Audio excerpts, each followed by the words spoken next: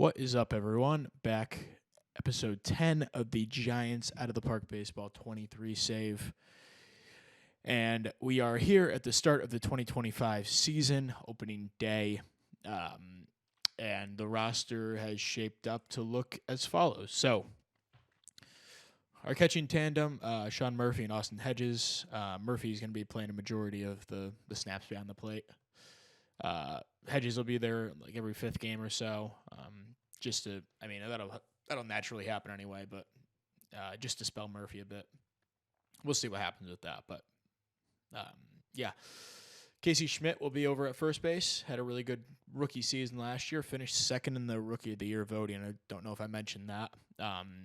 The guy in first place, I forgot who it was, but he won unanimously. But Schmidt was a decidedly second place guy. So, love to see that. He'll be back this season, batting cleanup. We have Ivan Castillo over at second to start the year. Had a pretty underwhelming spring training, but his average is high. If he could just hit some singles for us, play decent defense until some things sort themselves out in the minors. We also have Gabriel Arias, who made the team. Pretty good spring overall, and he brings a good defense to the table, so I'll explain why he made the team over another guy that was very close, and he was our last cut, but we picked Arias instead, so he makes the team. Actually, Kyle Farmer was the last guy who made the team, so he had a really awesome spring, and he brings some defensive versatility, and I don't know. It's cool to bring a veteran onto the team, so he'll make $2 million. Who knows if he sticks, but he'll be like a backup second baseman, first baseman type, and if someone gets hurt, he'll kind of move into a utility role. Pretty decent defense, so Kyle Farmer makes the team here. We have Luciano at third. His ratings seem to have not really gotten to where I wanted them to be, but overall he had a really good, really first season last year. Correa, of course, will be at short. Still looking like a beast. Mark Canha makes the team because we had an injury to Luis Matos, who went out for 5 weeks with a broken hamate bone. And hopefully it's not like the real-life injury, which tends to bring guys back, and they're not really the same for a little bit. But he's had a couple of injuries. Yeah, he had a broken bone in his elbow. Just like a couple like weird broken bone injuries. Nothing like ligament or muscle-wise, so hopefully nothing too serious, but yeah, he'll be back in 5 weeks. So that's for me to say that Mark Canha winds up making the team, starting in left field to begin the season. Pretty good ratings, had a good spring, so I'm cool with him there. Trent Grisham will be starting in center, and Heliot Ramos will be in right, with Burleson as our DH, who hopefully he can, live up to these ratings. He's pretty well thought of by me at least, and pretty underwhelming last season overall.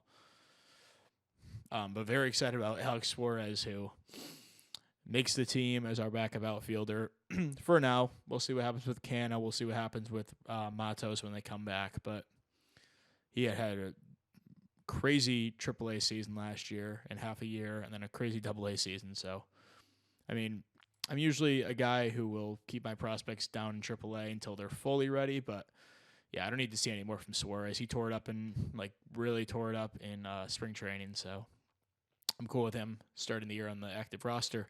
Playing quite a bit, playing every third for Canha, playing every seventh for Suarez, and then every seventh at DH. So, actually, I'm going to turn that to every sixth.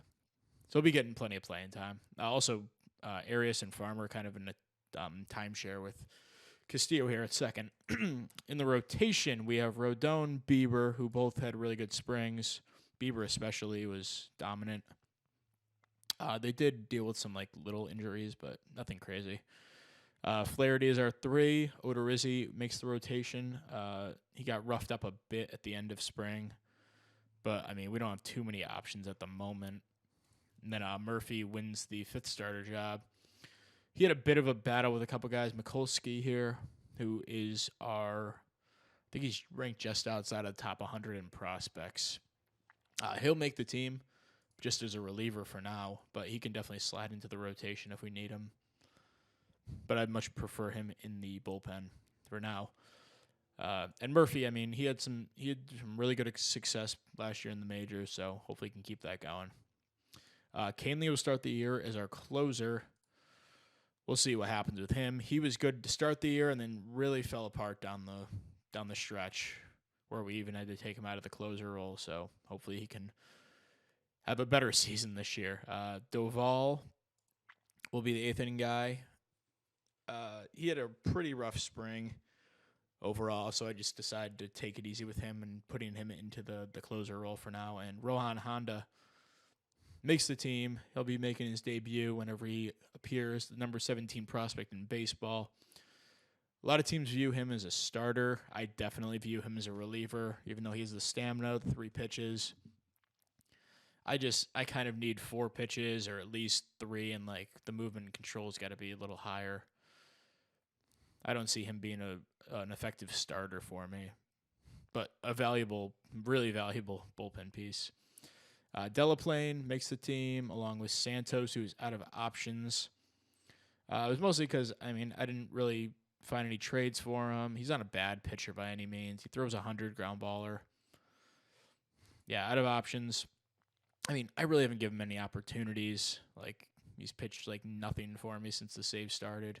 So, we'll see what he can do. Worst case, we cut him for league minimum. That's fine.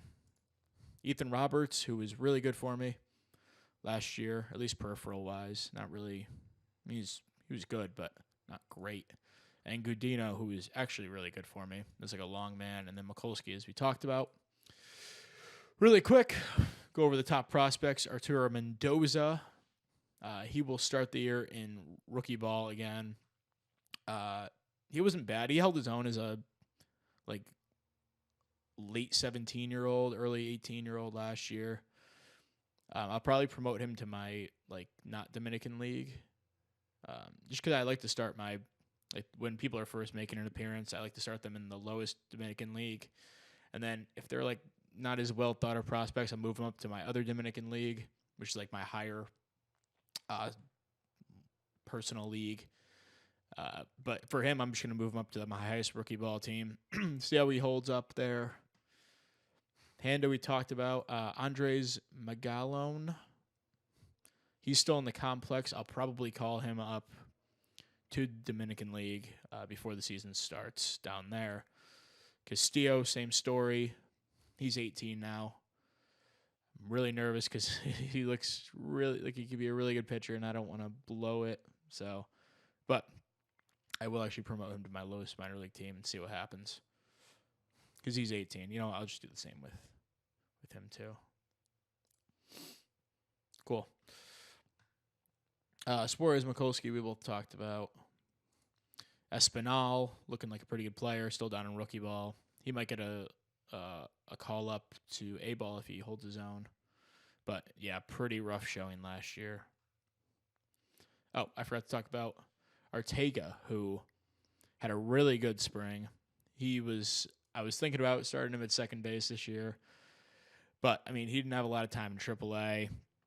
I figured I'd just take it slow with him. He's only 20, freshly 22, and yeah, he'll start the year in AAA. But if any of these 3 guys that we got up there, Arias, Castillo, or Farmer, start to be really abysmal, then he'll get a call up pretty quick.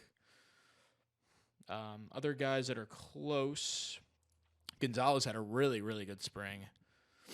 Really under the radar prospect for us. Not even I don't think he's in the top 200. He's 1 to 44, so he is. But yeah, this bat can definitely play. He is a righty, which sucks because we have so many righties on this team. But yeah, he'll start the year in AA. And then our first-round pick last year, David Hogg. I don't think we've updated on him yet. Pretty good defensive shortstop. Held his own, I guess, as an 18-year-old last year in rookie ball. He'll repeat that level this year. See what happens with him. Bazana, who was our first-round pick the year prior in 2023. He will start the year in AA. He held his own in high A last year as a 22-year-old.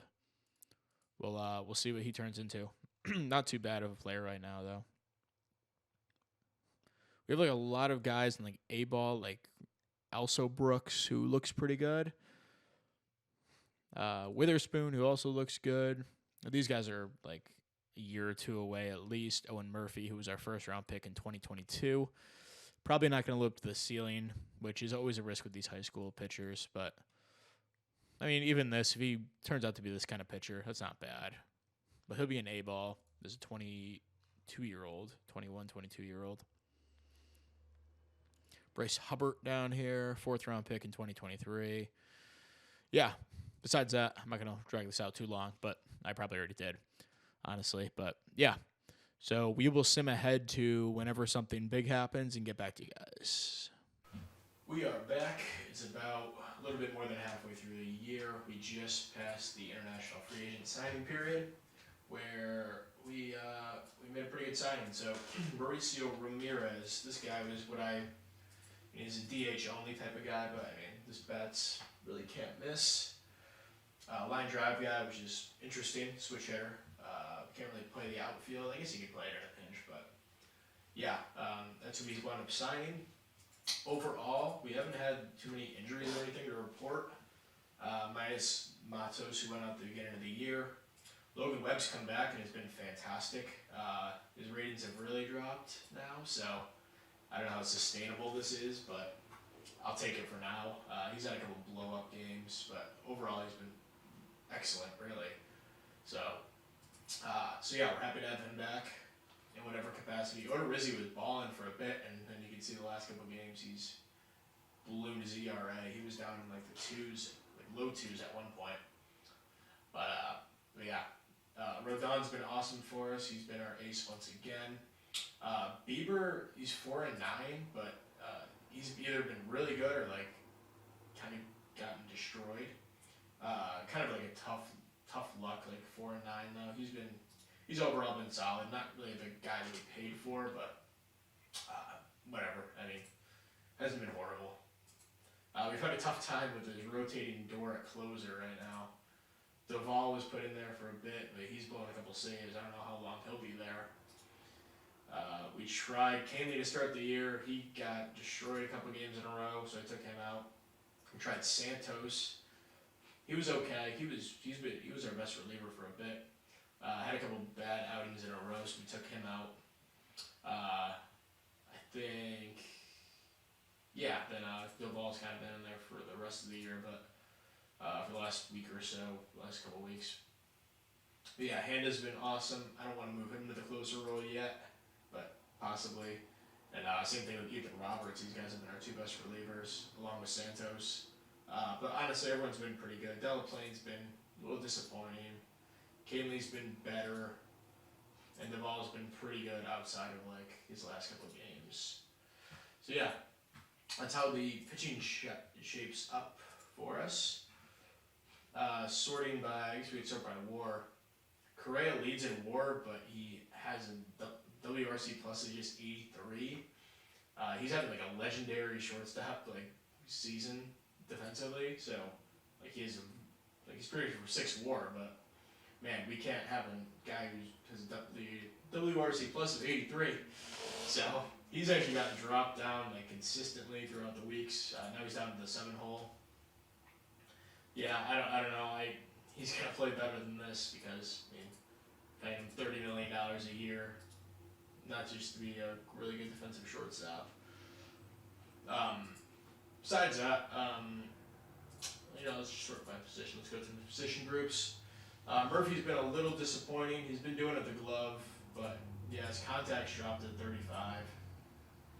Still a good defender, but this isn't looking great at the moment, that trade. So he had to eat all that contract. Hedges has actually been a better player, just on a rate basis. Schmidt was having a really rough stretch for a bit. He just got off the IL. He's definitely turned it around the last couple of weeks that he was playing, and been a lot better than he started out. But yeah, he was down like the 70s in the WRC plus. So yeah, he's been a bit better. Kyle Farmer's been His stats don't look too impressive here, but yeah, he was really good to start the year. He's still been solid, but yeah, he'll probably stay on the roster for the rest of the year. I'd imagine he's been pretty damn good. Luciano has been on fire recently. I think he's batting second now. We've had a lot of lineup changes, as you can see, from the beginning of the year. But yeah, Luciano's been really good recently. Probably our best hitter. Yeah, probably our best hitter full time. Arias has been solid in the defensive replacement, fill in at second base a little bit, back at the shortstop. We called up Ortega and we DFA'd. What the heck's his name? Oh my god, blanking on it. Ivan Castillo, who was kind of struggling pretty bad, and I just wanted to get Ortega up here because he was ripping up AAA. So yeah, we called him up. He's been playing a lot of second. He's been fine, nothing crazy, but yeah, he's been holding his own up here in the majors. All right, out of the outfield because we already talked about Correa. Burleson's been fine, not anything crazy. This is about what we did last year too, just solid, steady.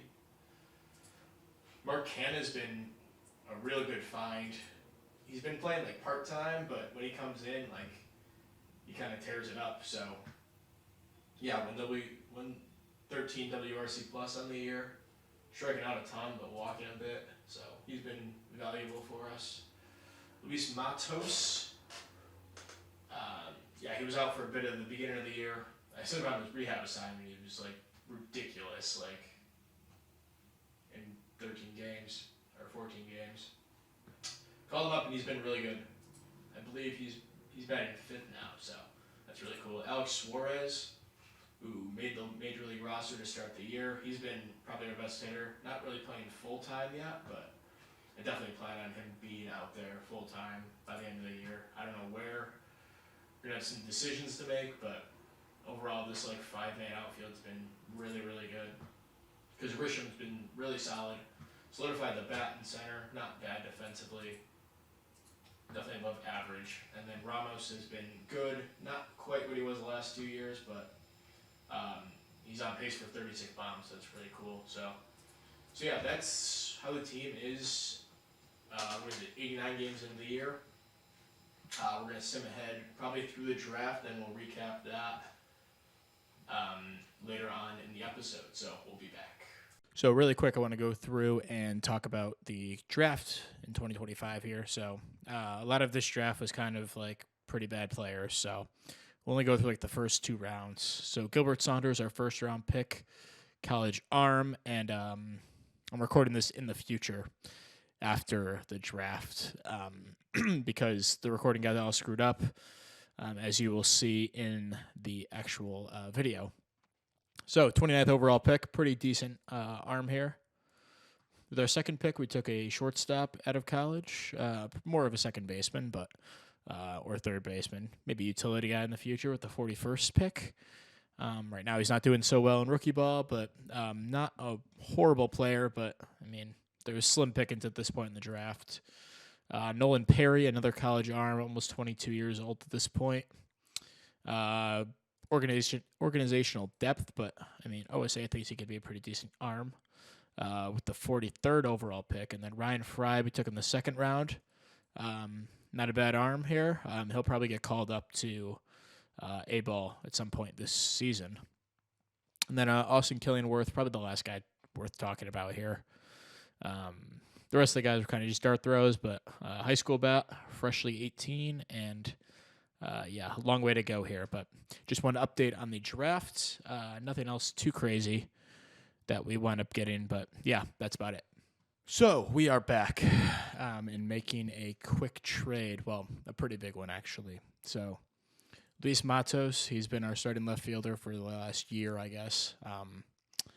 But he's been hurt quite a bit recently. He's now fragile, 23 years old, and really a really good player when he's out there. But on our team, we have Alex Suarez, who's been playing awesome this season. it's pretty like similar ratings, like really solid, capable player. Fly ball hitter, also a righty. That's the thing with both these guys. They're both right-handed hitters.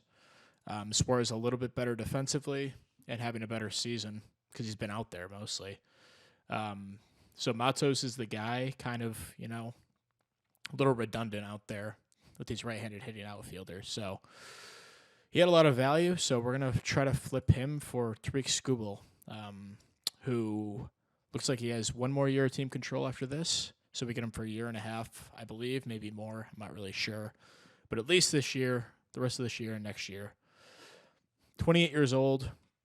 And with Logan Webb hitting free agency, we have like a big opening, like pretty big, like 4 and 5 hole opening on a rotation. So Skubal at least provides that for next season, and he'll be in the rotation this season as well. So Odorizzi can slide back into that swingman role as our long reliever because we've been working with only 7 relievers recently. So yeah, this gets rid of a bat in our lineup. Matos, I mean, he's been really good when he's out there again, but he's been hurt a ton. Yeah, I mean, he had the big broken bone in his elbow, and then the hamate bone in his hand, and the sprained elbow. Just like a lot of big injuries that have kept him out. So it sucks to do, but we have too many outfielders right now, too many corner guys, and we could use a little like starting pitching depth. And this also opens up the opportunity to eventually call up Gabriel Gonzalez, who was killing it in AA, just got called up to AAA. And also, where is he? Spencer Horwitz, who was crushing AAA as well, and a left-handed outfielder. So yeah, this just makes sense from a team building perspective. So yeah, we're gonna complete this trade. Sucks to see Matos go. I really would have liked to keep him, but yeah, that's just how the cookie crumbled in this situation. So Skubal will come onto the team. And yeah, that gives us another guy in our bullpen, which we've needed because we've been carrying only 12 pitchers to this point. So yeah, Skubal right in there. And then, I mean, this is a pretty formidable rotation. Logan Webb's your 5. That's pretty good, even in its diminished state. And boom, there we go. That's probably going to be our only big trade. Yeah, it's been tough to find anyone available on the trade block. I looked at Kyle Tucker, but he's a free agent after the season, making a ton of money, and we'd have to make that up somewhere. Really not having a good year. He wasn't really good last year either. I still might try to swing a trade for him, but again, we have a lot of outfielders, and they're all hitting pretty well. So at least the corner guys are. And then, I mean, I guess we could see if we can maybe find a. Yeah, I mean. All right, I'm going to look around a little bit off camera because there might be something we can do here to improve the hitting a little bit, but we'll be back. All right, so we are making our second deal of the deadline, a bit of a smaller one, but definitely improves the team, I think. So we're going to get J.P. Crawford, who will slide in at second base for now. We could use a lefty in the lineup. We only have 2 currently, and I mean, there's kind of, I don't know, I kind of would feel better platooning Burleson and Suarez in left, and then kind of playing around with that DH spot with a couple different guys. So Biss gets rid of Arias, who clears a spot on the bench, which would either turn Arteaga into our utility guy or put Crawford into the utility role. I'll probably put Arteaga there just because, I mean, he hasn't really performed too well. I still have good hopes for him in the future, but yeah, we need a guy who's going to produce right now. And Farmer will stay there in that, like, whatever last guy in the bench role. So we get rid of Arias in this deal. I don't really want to, but, I mean, someone's got to go on this team, at least in the lineup. And, you know, he plays good defense, but, yeah, the bat really not cutting it. They were also just dumping Tommy Kahnle. He hasn't been great for a couple of years now, and then he just do a good amount of money to make this work a little bit better. So yeah, J.P. Crawford, they retain 45% of his deal. This includes next season where he's due to make $12 million. So we'll only pay him about $6 million, which not really too bad for a second baseman utility guy. So there we go. We'll complete that trade, and I think that's probably it for this trade deadline here. So that gives us an open bullpen spot, which definitely could utilize. Let's see who's doing well down here. So I think Mikulski probably has the inside track. He's been good in AAA, and he's been good in the majors. I also would like to give Kyle Harrison a run. He had a couple innings earlier this year, but nothing too extensive. But yeah, Mikulski looking like probably the guy who's going to get the call here. So, but also, I mean, we could go with more of a true reliever type. Let's check out who's on the 40. So we got this Jack Brannigan guy who looks like actually he's probably ready for a call up to AA. Let's see. We got Ryan Murphy, who I want to get up here again. Yeah, maybe he'll be the guy. He's a little tired, and we don't really have any other pitchers on the 40, which gives us plenty of maneuverability. Matheson was really good in AA. He got the call up. And Mendez, wow, I might actually give him a shot. We're pretty righty heavy. Maybe I'll go with a lefty then, which would, yeah. Mikulski is a lefty, so yeah, we're going to call up Mikulski. He'll go into middle relief, and let's just sit Scoobles. Pitch count. Maybe we'll do 95 with him to start. And boom, there we go. This is going to be the team. I'll figure out what to do with the DH spot in a minute, but overall, I think this is a pretty productive trade deadline. Puts us in good position to make a push here. We are currently 8 games back in the division, right in the wild card mix though, with the Padres, Pirates, Brewers, Cubs, Diamondbacks, yeah, and Phillies, Mets. So pretty crowded up here. But see if we can make the playoffs for a 4th straight season. And yeah, this will probably cap off the episode. Thank you very much for watching, and we will be back hopefully in a couple of days with episode 11 or maybe 10. I'm not sure, but anyway, thank you for watching. We'll talk to you later. Bye.